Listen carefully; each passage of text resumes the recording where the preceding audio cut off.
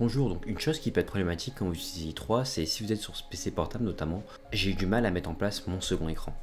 Pour cela, j'ai utilisé un programme qui est XRandR. Déjà, si vous ne l'avez pas, et vous ne l'aurez pas si vous ne le connaissez pas, il faut l'installer. Sudo pacman-s comme d'habitude, et par contre le nom c'est xorg-xrandr. Vous entrez votre mot de passe, vous le téléchargez, c'est fait. Si vous exécutez maintenant xrandr, vous verrez des informations. Actuellement, cette première ligne, en fait, elle donne votre écran ainsi que son nom ici. Quand vous voyez le mot connected ou disconnected à côté, c'est le nom en fait qu'il va falloir utiliser dans les commandes suivantes. Actuellement, j'avais un problème, c'est que mon second écran, donc en port HDMI, n'était pas détecté ici, j'avais pas tous ces rendus.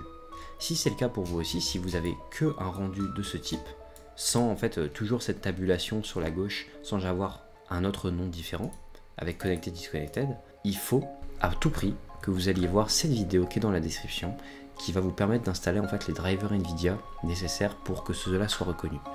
Une fois que c'est fait, du coup, vous pourrez revenir et continuer à suivre ce que je dis dans ce tutoriel. Pour en revenir du coup à cette commande, une fois que vous avez le nom de votre second écran, donc là pour le coup c'est la connexion qu'on va utiliser, c'est le HDMI 1-0 sur mon ordinateur, on va pouvoir setup cela.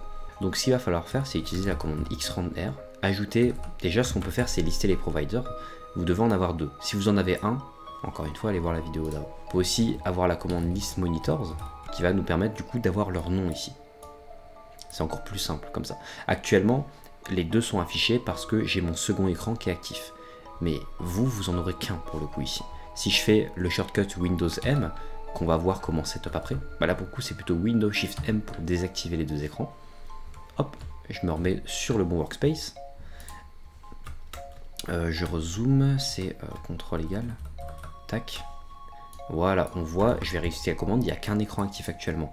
Je vais remettre deux écrans actifs. Parfait. Tout ça pour dire, donc, comment est-ce qu'on setup les deux écrans? Donc, une fois que vous avez le nom de votre écran, comme j'ai donné, vous allez sur cette commande ici avant, vous avez le nom ici. Vous aurez disconnected ici. Il va falloir écrire xrandr, output.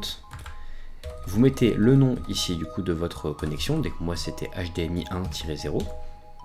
Ensuite, il va falloir décrire, vous ajoutez ensuite --auto pour dire que la taille de l'écran va se mettre automatiquement. J'ai jamais eu de problème, donc je vous conseille de faire ça aussi. Pas besoin de mettre cela à la main. Ensuite, vous allez mettre la position sur laquelle vous voulez mettre votre écran. Personnellement, je vais le mettre à ma gauche, donc je vais écrire left off, et ensuite je vais le mettre le nom de mon écran principal. Sa connexion était EDP-1. Donc ça va dire, cette commande dit, tu vas m'activer mon écran secondaire à gauche de mon écran primaire.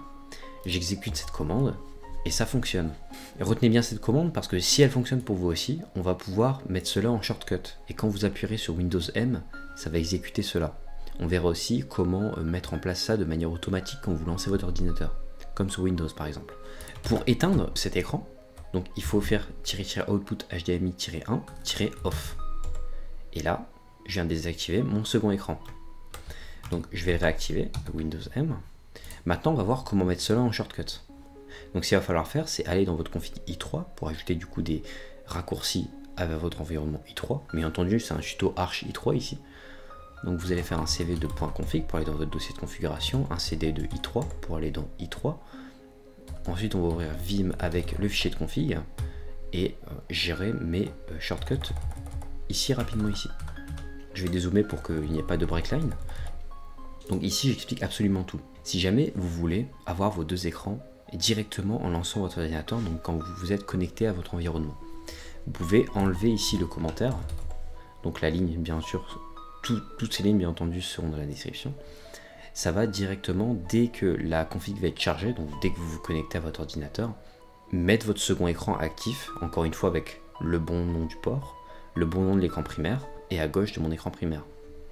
Si par contre, personnellement, j'aime pas ça parce que la plupart du temps, j'ai besoin que d'un écran, ce que je fais, c'est que j'ai mis en fait cette même ligne au raccourci Windows plus M. Donc mode qui est du coup votre touche modificatrice, qui est une variable, ne la changez pas, et vous mettez plus M. Donc ça va faire quand vous appuyez sur Windows M, une fois qu'on aura rechargé la configuration et que ça sera sauvegardé, vous aurez le second écran qui va s'allumer à votre demande. Sauf que parfois, du coup, on veut revenir à un écran. Dans ce cas-là, ce qui est connu, c'est en fait on ajoute la touche Shift quand on ajoute une touche Shift, souvent, c'est pour faire la commande opposée à un raccourci. Donc si vous allez faire Windows plus Shift plus M, vous allez mettre la commande pour éteindre votre écran. Du coup, il faut mettre -output du nom de la connexion et ajouter -off à la place du reste. Et ça va faire que du coup, ça va désactiver votre second écran et revenir que sur votre écran primaire. Une fois que vous avez écrit ces lignes, vous avez choisi ce que vous voulez, vous faites 2 points, WQ, sauvegarder, quitter le fichier, vous appuyez sur Windows plus Shift plus R pour recharger votre configuration, et là vous pouvez faire Windows M si la commande n'était pas active, ça va activer votre second écran. Et si vous faites Windows Shift M, ça va désactiver votre second écran. Si jamais ce tutoriel vous a plu, n'hésitez pas à vous abonner et à liker pour en avoir plus.